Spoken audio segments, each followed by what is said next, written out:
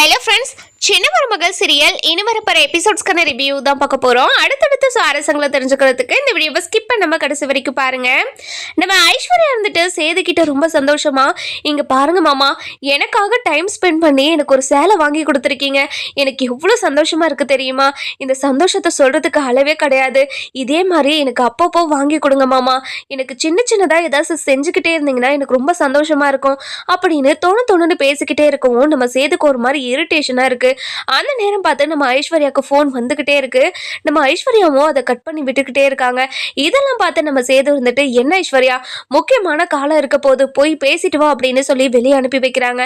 நம்ம ஐஸ்வர்யாவும் வெளியே வந்து அக்கம் பக்கத்துல யாராவது இருக்காங்களான்னு அப்படி எட்டி எட்டி பார்த்துட்டு ஃபோன் அட்டன் பண்ணி காதல் வைக்கிறாங்க. இதை பார்த்து நம்ம மலர் இருந்துட்டு, என்ன இவ ரியாக்ஷனே தெரியலையே, சரியில்லையே, இவ ஏதாவது தப்பு பண்றாளோ அப்படின்னு சொல்லி யோசிக்கிறாங்க. சரி, என்னதான் பேசுறா அப்படின்னு இங்கே நின்று கேட்போம் அப்படின்னு அங்கே நின்றுக்கிட்டு இருக்காங்க. நம்ம ஐஸ்வர்யா இருந்துட்டு, ஏய், எதுக்காக எனக்கு கால் பண்ணிக்கிட்டே இருக்க? எனக்கு கால் பண்ணாதன்னு சொல்லிட்டு உனக்கு நான் எத்தனையோ முறை சொல்லிட்டேன். திரும்ப திரும்ப எதுக்காக கால் பண்ணிக்கிட்டே இருக்க அப்படின்னு சொல்லவும் அங்கிருந்து பேசுறாங்க. இங்க பாரு ஐஸ்வர்யா, உனக்கு கால் பண்ண கூடாதுன்னு தான் நினைக்கிறேன். ஆனா நான் கேட்கறத நீ கொடுத்துட்டா நான் ஏன் உனக்கு கால் பண்ண போறேன்? இங்க பாரு, நீ கேட்கறத என்னால கொடுக்க முடியாது. உன்னால என்ன பண்ண முடியுமோ பண்ணிக்கோ அப்படின்னு சொல்லவும், அப்படியா, நான் என்ன பண்ண போறேன்னு மட்டும் பாரு. இப்போ உனக்கு 2 போட்டோ அனுப்பிச்சு வச்சிருக்கேன், அது என்னன்னு பாரு அப்படின்னு சொல்லி காட்டவும், அதுக்கப்புறம் ஐஸ்வர்யா அந்த ஃபோனுக்குள்ளே போயிட்டு என்ன ஃபோட்டோன்னு பார்க்குறாங்க. பார்த்த உடனே ஐஸ்வர்யாவோட ரியாக்ஷன் வேற மாதிரி மாறிக்கிட்டு இருக்கு. இதை பார்த்து நம்ம மலருக்கு சந்தேகம் இன்னும் அதிகமாகிக்கிட்டே இருக்கு.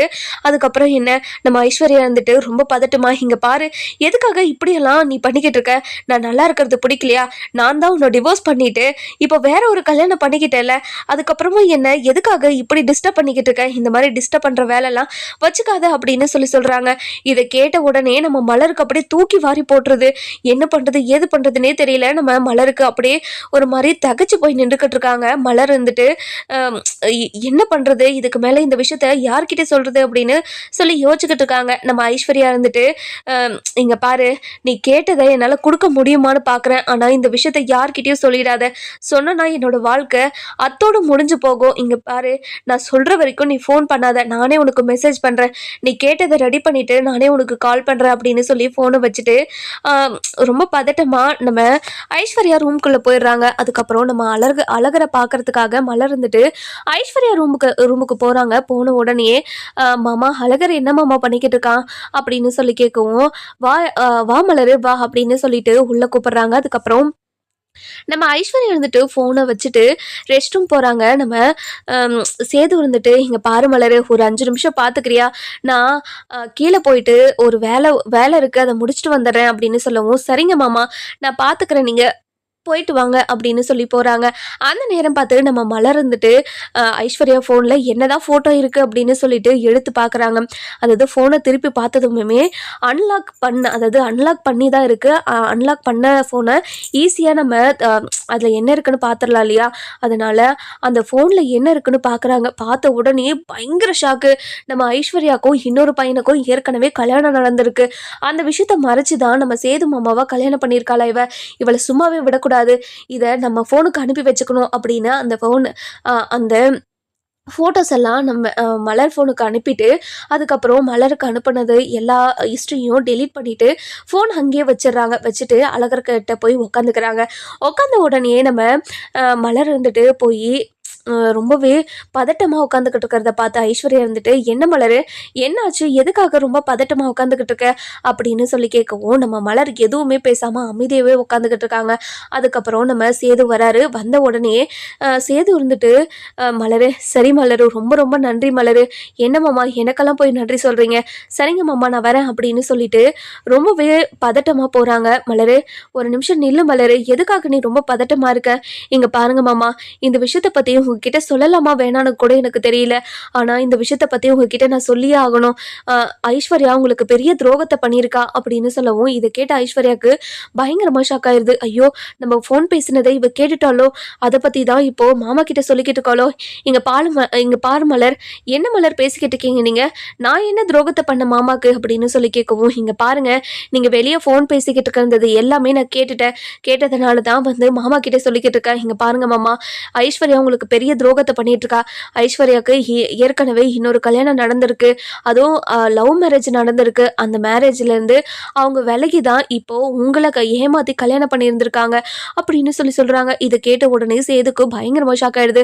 என்ன ஐஸ்வர்யா, மலர் சொல்கிறது எல்லாமே உண்மையா அப்படின்னு கேட்கவும், மாமா அது வந்து மாமா அப்படின்னு சொல்லிட்டு பதட்டமாக பேசுவோம். நம்ம சேதுக்கு தெரிய வந்துடுது ஐஸ்வர்யா இப்படி ஒரு தப்பை பண்ணியிருக்கான்னு. இதை சும்மாவே விடக்கூடாதுன்னு சொல்லிட்டு ஐஸ்வர்யாவை தரன்னு ஹாலுக்கு இழுத்துட்டு போன உடனே நம்ம ஈஸ்வரி இருந்துட்டு சேதுக்கிட்ட போயிட்டு, இங்கே பாரியா சேது, என்னையாச்சு, எதுக்காக ஐஸ்வர்யாவை இப்படி தரன்னு இழுத்துட்டு வர? நீ தொட்டு தாலி கட்டின பொண்டாட்டி, அவளை இப்படியெல்லாம் நீ நடத்தலாமா? இப்படியெல்லாம் நடத்துறது மிகப்பெரிய தப்புன்னு உனக்கு தோணலையா அப்படின்னு கேட்கவும், இதை கேட்ட உடனே நம்ம சேது இருந்துட்டு ரொம்பவே கோவமா, இங்கே பாருங்க சின்னம்மா, இந்த விஷயத்தில் நீங்கள் தலையிடாதீங்க, கொஞ்சம் அமைதியாக இருங்க அப்படின்னு சொல்லிடுறாங்க. இதை கேட்ட உடனே ரொம்பவே ஷாக்கிங் ஆகிடுது நம்ம ஈஸ்வரிக்கு. அதுக்கப்புறம் என்ன, நம்ம ராஜாங்கம், மோகனா, சாவுத்திரியும், நம்ம தாமரை, இவங்க எல்லாருமே வராங்க.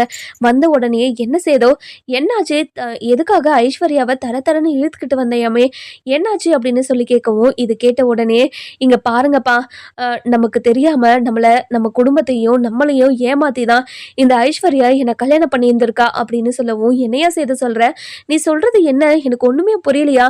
இங்க பாருங்கப்பா, ஐஸ்வர்யாவுக்கு ஏற்கனவே கல்யாணம் ஆயிருக்கு, அந்த கல்யாணம் ஆனதை மறைச்சுதான் என்ன கல்யாணம் பண்ணியிருக்கா அப்படின்னு சொல்லியிருக்காங்க. இதை கேட்ட உடனே நம்ம ஈஸ்வரி, சித்ரா, சாவித்திரி, தாமரை, மோகனா அப்படின்னு எல்லாருமே பயங்கர ஷாக்கு. அதுக்கப்புறம் நம்ம மோகனா இருந்துட்டு, சேது என்னையா சொல்ற, ஐஸ்வர்யாக்கு ஏற்கனவே கல்யாணம் ஆயிடுச்சா? நீ சொல்றது எனக்கு எதுவும் புரியலையே, அவங்க அப்பா அம்மாவும் கூட நின்று தானே இந்த கல்யாணத்தை நடத்திட்டு போனாங்க, அப்படி இருக்கும்போது எப்படி அந்த கல்யாணம், எனக்கு ஒன்றும் புரியலையா அப்படின்னு சொல்லவும், இங்க பாருங்கம்மா, இப்போ கொஞ்ச நேரத்துக்கு முன்னாடி என்ன நடந்துச்சுன்னு தெரியுங்களா அப்படின்னு நடந்த விஷயத்தெல்லாம் சொல்றாங்க. மலர் வந்து நம்ம ஐஸ்வர்யா ஃபோன் பேசினதை கேட்டதையும், அதுக்கப்புறம் என்ன நம்ம சேது கிட்ட சொன்னது எல்லாத்தையுமே சொல்றாங்க. இதை கேட்ட ஐஸ்வர்யா இருந்துட்டு, இங்க பாருங்க மாமா, காலேஜ் படிக்கிற போது ஒரு பையனை நான் லவ் பண்ணேன், அதுவும் என்னோட அப்பா அம்மாக்கெல்லாம் தெரியாது, நாங்கள் கொஞ்ச நாள் லிவிங் டுகெதரில் இருந்தோம், எங்களுக்கு கொஞ்சம் அண்டர்ஸ்டாண்டிங் இல்லாததுனால நாங்கள் 2 பேரும் பிரிஞ்சிட்டோம், ஆனால் ரிஜிஸ்டர் மேரேஜ் பண்ணியிருந்தோம், அதனால தான் இந்த ஃபோட்டோ எல்லாத்தையும் எடுத்து வச்சிருந்தோம் அப்படின்னு சொல்லவும், இதை கேட்ட உடனே அங்கே இருக்கிற எல்லாருமே பயங்கர ஷாக்கு. அதுக்கப்புறம் நம்ம தாமரை இருந்துட்டு, இங்கே பாரு ஐஸ்வர்யா, நீ பகா கில்லாடியா இருக்க, நீ இன்னொரு கல்யாணம் பண்ணிக்கிட்டு யாருக்குமே தெரியாமல் இப்படி இன்னொருத்தனை ஏமாற்றி இப்படி கல்யாணம் பண்ணியிருக்கே, உனக்கு அசிங்கமாகவே இல்லையா அப்படின்னு கேட்கவும், இதை கேட்ட உடனே நம்ம சாவுத்திரிக்கு ஈஸ்வரி இருந்துட்டு பயங்கரமாக கோவப்படுறாங்க. இங்கே பாரு தாமரை, நீ மட்டும் ஓகேம்மா, ஒரு பிச்சைக்காரனை கல்யாணம் பண்ணிட்டு டிவோர்ஸ் பண்ணிட்டு தானே வந்திருக்க அப்படின்னு சொல்லவும், இங்கே பாருங்க, நான் ஒருத்தரை கல்யாணம் பண்ணிக்கிட்டேன் தான், ஆனால் அவன் என்னை ஏமாத்திட்டதுனால கண்டிப்பாக அவனை டிவோர்ஸ் பண்ணி தானே ஆகணும், அது எல்லாமே அந்த எல்லா விஷயமும் இங்கே இருக்கிற எல்லாருக்கும் தெரியும்.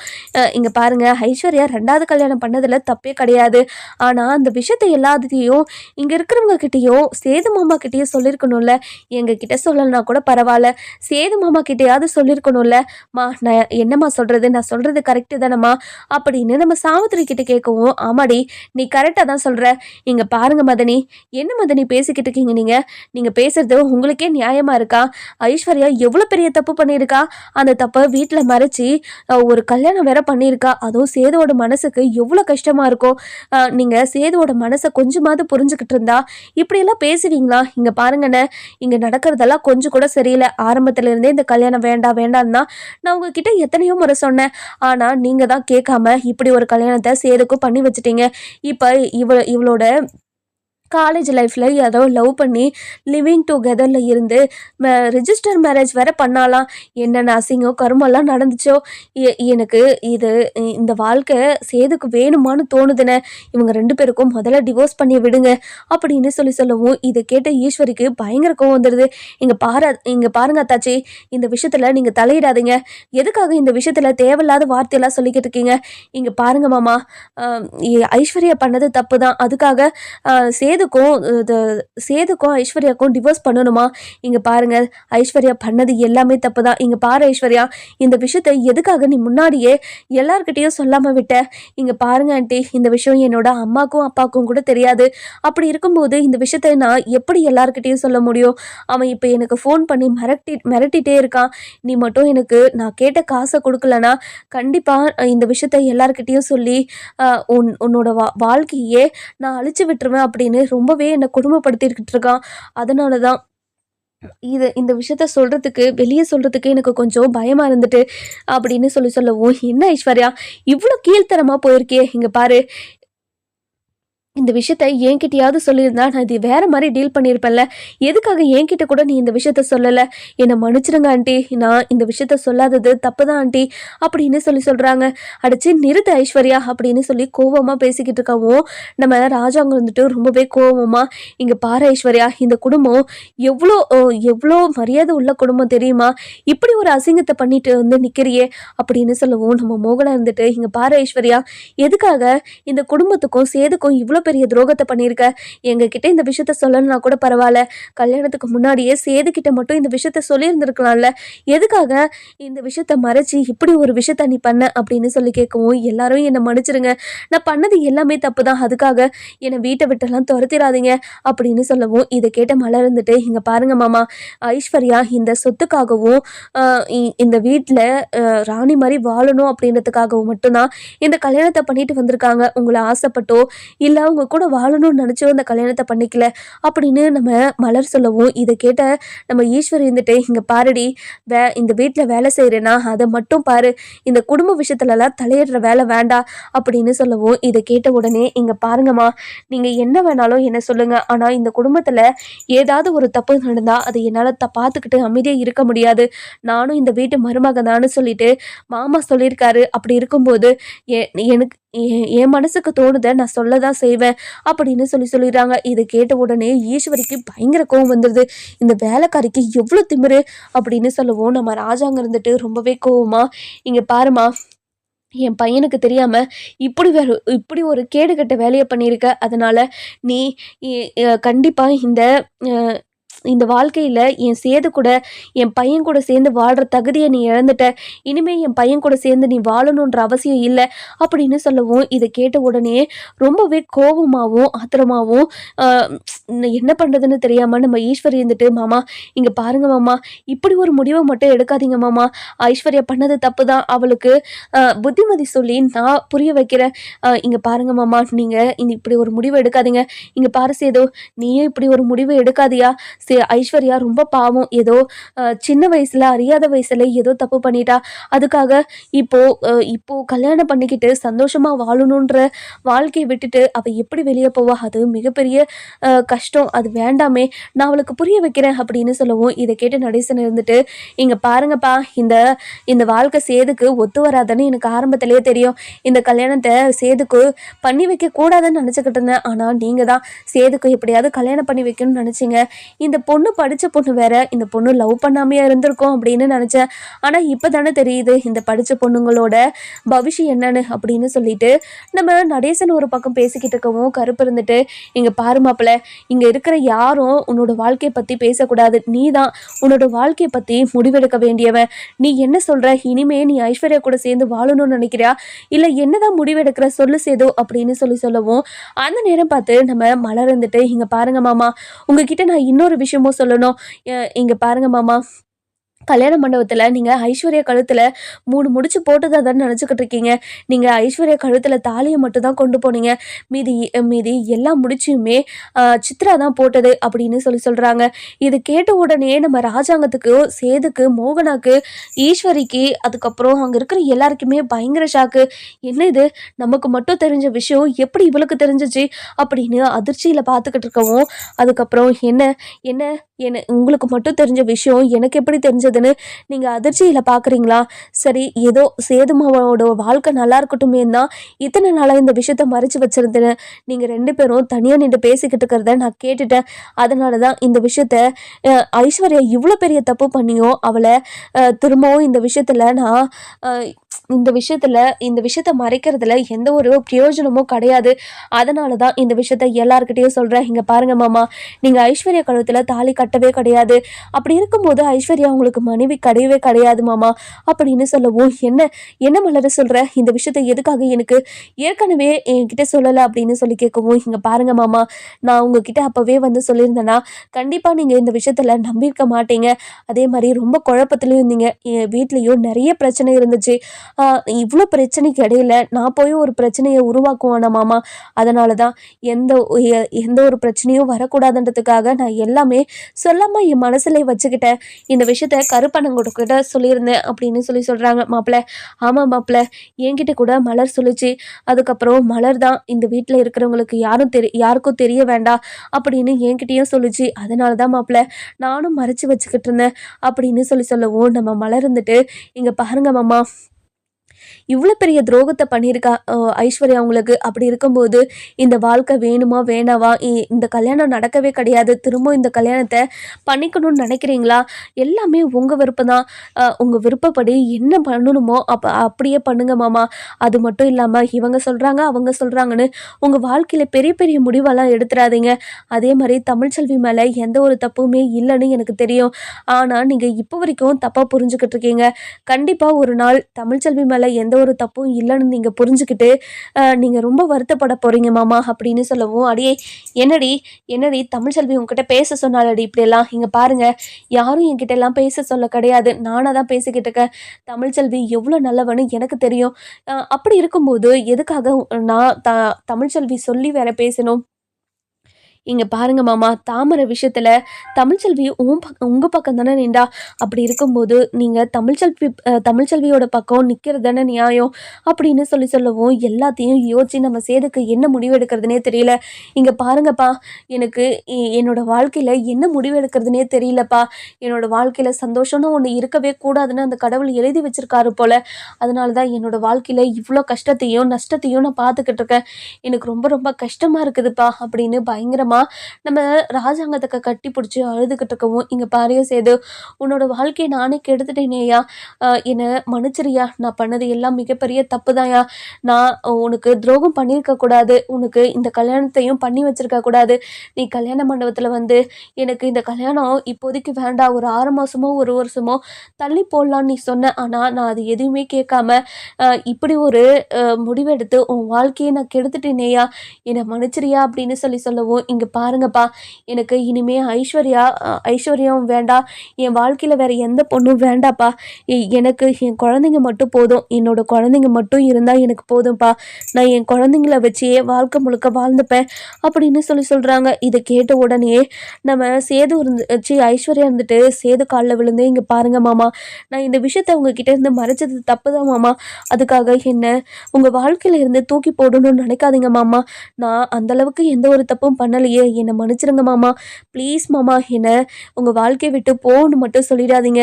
என் வாழ்க்கையே நீங்கள் தானே. இப்போது நான் முடிவெடுத்து உங்கள் கூட சேர்ந்து வாழணும்னு ஆசைப்பட்றேன். சின்ன வயசுலேருந்தே நீங்கள் எனக்கு ரொம்ப பிடிக்கும் மாமா. உங்களை பிடிச்சதுனால தான் உங்களை கல்யாணம் பண்ணிக்கணும்னு ஆசைப்பட்டு ரொம்ப கஷ்டப்பட்டு உங்களை கல்யாணம் பண்ணிக்கிட்டேன். அப்படி இருக்கும்போது எப்படி மாமா உங்களை விட்டு என்னால் போக முடியும்? இப்போது மலர் நீங்கள் என் கழுத்தில் தாலி கட்டவே கிடையாதுன்னு சொல்கிறாங்க. சித்ரா தான் என் கழுத்தில் 3 முடிச்சும் போட்டதுன்னு சொல்கிறாங்க. என்னால் இதெல்லாம் நம்பவே முடியல மாமா, என்னால் நம்பவும் முடியாது மாமா அப்படின்னு சொல்லவும், இதை கேட்டு நம்ம ராஜாங்க இருந்துட்டு, இங்கே பாரு சித்ரா, இங்கே வா, மலர் சொல்கிறது எல்லாமே உண்மையா அப்படின்னு கேட்கவும், இங்கே பாருங்க பெரியப்பா, அது வந்து அப்படின்னு சொல்லிட்டு இழுத்துக்கிட்டே இருக்கவும், இங்கே பாரு, நீ மட்டும் உண்மையை சொல்லலை அவ்வளோதான் உனக்கு மரியாதை, முதல்ல சொல்லு அப்படின்னு சொல்லிட்டு கத்தி சொல்லவும், இங்கே பாருங்க பெரியப்பா, ஆமாம் பெரியப்பா, அப்போ இருந்த சூழ்நிலையில் சேது எங்கே ஐஸ்வர்யா கழுத்தில் தாலி கட்டாமல் போயிடுவானோன்னு நான் தான் அவன் கையில் இருந்து பிடுங்கி தாலி 3 முடிச்சியும் நான் தான் போட்டேன் அப்படின்னு சொல்லிடுறாங்க. இதை கேட்ட உடனே ராஜாங்கத்துக்கு பயங்கரமாக ஷாக் ஆகிடுது. இவ்வளோ ஃப்ராடுத்தனம் பண்ணி இந்த கல்யாணம் நடந்திருக்கு. அப்படி இருக்கும்போது இந்த கல்யாணத்தை எப்படி எங்களால் ஏற்றுக்க முடியும்? இந்த கல்யாணத்தை கண்டிப்பாக ஏற்றுக்கவே முடியாது. ஐஸ்வர்யாக்கும் சேதுக்கும் கல்யாணம் நடக்கவே கிடையாது. இனிமேல் சேதுக்கு கல்யாணம்ன்ற ஒன்று நடக்கவே நடக்காது. இனிமேல் சேது தனியாகவே இருந்துக்கிட்டோம், அவன் குழந்தைங்களோடு இருக்கணும்னு ஆசைப்பட்றான்ல, அவன் குழந்தைங்களோடு இருக்கட்டும் அப்படின்னு சொல்லவும், இதை கேட்ட உடனே நம்ம சேது இருந்துட்டு, "அப்பா ரொம்ப ரொம்ப நன்றிங்கப்பா. எனக்கு இந்த கல்யாணத்தில விருப்பம் இல்லாம தான் இந்த கல்யாணத்த பண்ணிக்கிட்டேன். ஐஸ்வர்யாவ இப்ப வரைக்கும் என்னோட மனைவியா ஏத்துக்க முடியாம தவிச்சுக்கிட்டு இருந்தேன். இப்ப தான் என் என் மனசுல பால வார்த்த மாரியே மலரு மலரு இப்படி ஒரு வார்த்தைய சொல்லியிருக்கா. இனிமே ஐஸ்வர்யா என்னோட வாழ்க்கையில இல்ல. இங்க பாரு ஐஸ்வர்யா, எனக்கு இவ்ளோ பெரிய துரோகத்த பண்ணியிருக்க. அதுவும் இவ்ளோ ஃப்ராடுத்தனம் பண்ணி என்னோட பொண்டாட்டிய நடிச்சுக்கிட்டு இருந்திருக்க. அப்படி இருக்கும்போது உன்னை என்னால எந்த ஒரு ஜென்மத்திலயும் ஏத்துக்கவே முடியாது. என்னால உனக்கு எந்த ஒரு சந்தோஷத்தையும் குடுக்கவும் முடியாது. அப்படி இருக்கிறப்போ, நீ என் கூட சேர்ந்து வாழுறதுல அர்த்தமே கிடையாது அப்படின்னு சொல்றாங்க. இத கேட்ட உடனேயே நம்ம சேது இருந்துட்டு பயங்கர வருத்தத்தோட மேல போய் தன்னோட பையன் கூட இருக்காரு. இந்த பக்கம் நம்ம மலரும் கருப்பும் இருந்துட்டு தமிழ்ச்செல்விக்கு கால் பண்றாங்க. கால் பண்ணி நடந்த விஷயத்தெல்லாம் சொல்லவும் தமிழ்ச்செல்விக்கு பயங்கரமா ஷாக் ஆயிடுது. இங்க பாருங்க, அவரோட வாழ்க்கையில என்ன நடந்தா எனக்கு என்ன? எதுக்காக என்கிட்ட இதெல்லாம் சொல்லிக்கிட்டு இருக்கீங்க? இங்க பாரு தமிழு, கண்டிப்பா சேது சேது மாமா உன்னோட நல்ல மனசை புரிஞ்சு நீ எந்த தப்பும் பண்ணலைன்னு ஒரு நாள் அவருக்கு தெரிஞ்சு கண்டிப்பா உன்னை வந்து ஏத்துப்பாரு. இங்க பாருங்கக்கா, அவரே வந்து என்னை ஏத்துக்கிறேன்னு சொன்னாலையும் கண்டிப்பா அவரை ஏத்துக்கிற மனநிலைமையில நான் கிடையாது. நான் இனிமே தனியா வாழணும்னு முடிவெடுத்துட்டேன். இனிமே யாருக்காகவும் என்னோட சுயமரியாதை விட்டு கொடுக்கவே மாட்டேன்.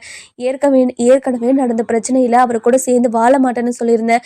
ஆனா இவ்வளோ பிரச்சனை நடந்ததுக்கு அப்புறமும் அவர் கூட சேர்ந்து வாழணும்னு நினைச்சது குடும்பத்துக்காகவும் என்னோட குழந்தைங்களுக்காகவும் தான். ஆனால் என் குழந்தைங்களையும் பெருசாக எடுத்துக்காம மாசமாக கர்ப்பிணியாக இருக்குன்னு கூட தெரியாமல் கண்டபடி பேசி என்னை வீட்டை விட்டு துரத்துனாங்களே, அப்போ எங்கே போச்சு? இங்கே பாருங்கக்கா, கண்டிப்பாக இனிமே அவரை என்னோட புருஷனாவோ இல்லை என் பிள்ளைங்களுக்கு அப்பனாவோ நான் எப்பவுமே நினச்சதில்லை.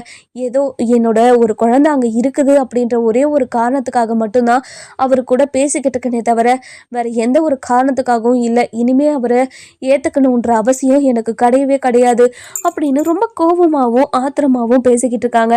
இதெல்லாம் பார்த்துக்கிட்டு இருந்தேன் நம்ம வசந்தி இருந்துட்டு, "என்னடி தமிழ், என்ன புள்ளாச்சு?" அப்படின்னு கேட்கவும், நடந்த விஷயத்தெல்லாம் நம்ம வசந்தியும் தெரிஞ்சுக்கிறாங்க. தெரிஞ்சுக்கிட்ட உடனே இந்த விஷயத்தெல்லாம் போய் அப்பத்தா கிட்ட சொல்லவும், அப்பத்தாவுக்கு பயங்கர சந்தோஷம். ஐயோ கடவுளே, என்னோட பேரனுக்கு கல்யாணமே ஆகலையா? என்னோட பேரன் அந்த ஐஸ்வர்யா கழுத்தில் தாலி கட்டலையா? எனக்கு இப்போதான் மனசு நிம்மதியாக இருக்குது. கண்டிப்பாக எப்பயாவது அதாவது எந்த காலத்துலையாவது ஒரு முறை தமிழ்ச்செல்வியும் சேதும் ஒன்று சேர்ந்து வாழ்ந்துருவாங்க அப்படின்ற ஒரு நம்பிக்கை நம்ம அப்பத்தாக்கு வந்துருச்சு. அப்பத்தா இருந்துட்டு தமிழ்ச்செல்வி கிட்டே போய், "அடியே தமிழ், இங்கே பாருடி, கடவுள் உன்னையும் சேதையும் தான் சேர்த்து வைக்க நினைக்கிறாரு போலடி. அதனால தான் இப்படியெல்லாம் நடந்துக்கிட்டு இருக்கு. இங்கே பாருடி, சேது வந்து உன்னை எப்படியாவது புரிஞ்சுக்கிட்டு உன் கூட சேர்ந்து வாழணும்னு நினைப்பாண்டி. அப்போது நீ எந்த ஒரு நடந்த விஷயத்தெல்லாம் மனசில் வச்சுக்காம அவன் கூட சேர்ந்து வாழடி. உனக்காக இல்லைனாலையும் உன்னோட குழந்தைங்களுக்காக சேர்ந்து வாழ ஆரம்பிக்கணும்டி" அப்படின்னு சொல்லவும், இங்கே பாருங்க, என்னோட இன்னொரு குழந்தைய என்கிட்ட இருந்து பிரித்து கொண்டு போய் அவங்க கிட்ட கொடுத்ததே மிகப்பெரிய தப்புன்னு சொல்லிக்கிட்டு இருக்கேன். நீங்கள் பாட்டுக்கு இப்படி வாய்க்கு வந்தபடியெல்லாம் பேசிக்கிட்டு இருக்கீங்க. இந்த மாதிரிலாம் பேசுகிற வேலை வச்சுக்காதீங்க. திரும்பவும் ஒரு பெரிய துரோகத்தை எனக்கு பண்ணிடாதீங்க. ஏற்கனவே பண்ண துரோகத்தையே என்னால் தாங்க முடியல. உங்களை மன்னிக்க முடியாமல் நான் இப்படி தவிச்சுக்கிட்டு இருக்கேன். திரும்பவும் ஒரு தப்பு பண்ணி என்னை உங்களை கண்டபடியெல்லாம் பேச வைக்காதீங்க அப்படின்னு ரொம்பவே ஆக்ரோஷமாக பேசவும், இதெல்லாம் கேட்டுக்கிட்டு இருந்த நம்ம வசந்தி இருந்துட்டு, இங்கே பாருடி, இங்க பாரு, பெரியவங்க 4 வார்த்தை பேசுறாங்கன்னா அது பொறுத்து கேட்டுக்கோடி. எதுக்காகடி இப்படியெல்லாம் பேசிக்கிட்டு இருக்க? அந்த ஐஸ்வர்யா எவ்வளோ தப்பு பண்ணி சேது மாப்பிள்ளைய கல்யாணம் பண்ணியிருக்கா. அப்படியெல்லாம் இருக்கும்போது அவ்வளோ ஃப்ராடு வேலையெல்லாம் பண்ணியிருக்கா. நீ கண்டிப்பாக ஒரு நாள் நீ எந்த தப்பும் பண்ணலைன்னு சேது மாப்பிள்ளைக்கு புரிஞ்சு உன்னை வந்து ஏற்றுக்கிறேன்னு சொல்லுவார். நீ எந்த ஒரு விஷயத்தையும் நடந்ததெல்லாம் மனசில் வைக்காம நீ அவர் கூட சேர்ந்து வாழணும்டி. அதுதான் எங்களோட ஆசையும். அதுக்கப்புறம் குழந்தைங்களோட எதிர்காலத்துக்கும் அதுதாண்டி நல்லது. இங்கே பாருங்கம்மா, குழந்தையோட எதிர்காலத்துக்கு எதுவுமே எந்த ஒரு கஷ்டமும் வந்துடாதுமா. என் குழந்தைங்கள எனக்கு என்னென்ன பண்ணி அவங்களெல்லாம் பார்த்துக்கணும்னு தெரியுமா? அவங்களுக்கு எந்த குறையும் இருக்காது. வேணா உனக்கு இந்த வீட்டில் நான் இருக்கிறது ஏதாவது பாரமாக இருந்தால் சொல்லிடுமா, நான் இந்த வீட்டை விட்டு போயிடுறேன் அப்படின்னு சொல்லவும், "அடியே என்னடி பேசிக்கிட்டு இருக்க? இந்த மாதிரிலாம் பேசுறத கொஞ்சம் நிறுத்துறியா? இங்கே பாரு, என்னோட புள்ள நீ இந்த வீட்டில் இருக்கிறத நான் ஒரு பாரமாக நினைப்பேன். அடி ஏன்டி இப்படியெல்லாம் மாதிரிலாம் பேசிக்கிட்டு இருக்க, இந்த மாதிரிலாம் பேசி என் மனசை காயப்படுத்தாதடி அப்படின்னு ரொம்பவே வருத்தப்பட்டு பேசவும், இதெல்லாம் கேட்டுக்கிட்டு இருந்த நம்ம தமிழ் இருந்துட்டு, இங்கே பாருங்கம்மா, என் வாழ்க்கையில் ரொம்ப பொறுத்து போயிட்டோம்மா, நிறைய விட்டுவும் கொடுத்துட்டேன், இனிமே என்னோட சுயமரியாதை இழந்து அந்த வீட்டுக்குள்ளே போய் அவர் கூட சேர்ந்து வாழணுன்ற எண்ணம் என் மனசுக்குள்ளே இல்லவே இல்லை. இனிமேலும் யாருமே இதை பற்றி என்கிட்ட பேசாதீங்க, திரும்ப திரும்ப இந்த விஷயத்தை பற்றி பேசி என் மனசை காயப்படுத்தாதீங்க, நான் ரொம்ப உடஞ்சி போயிருக்கேன், திரும்ப திரும்ப என்னை உடைய வைக்காதீங்க, என் குழந்தை கூடயும் நான் என்னோட படிப்பையும் பார்த்துக்கிட்டு தான் நான் போக போகிறேன், இனிமேல் யாருமே என்னோட வாழ்க்கையில் இல்லை அப்படின்னு சொல்லிடுறாங்க. நம்ம தமிழ்ச்செல்வியோட மனசு மாறுமா இல்லை இப்படியே இருக்குமா? நம்ம சேது தமிழ்ச்செல்வியை புரிஞ்சுக்கிட்டு தமிழ்ச்செல்வி கூட சேர்ந்து வாழணும்னு நினைப்பாரா அப்படின்னு நம்ம வர எபிசோட்ல பார்க்கலாம். இந்த வீடியோ உங்களுக்கு பிடிச்சிருந்தா லைக் பண்ணுங்க, சப்ஸ்கிரைப் பண்ணுங்க, மறக்காம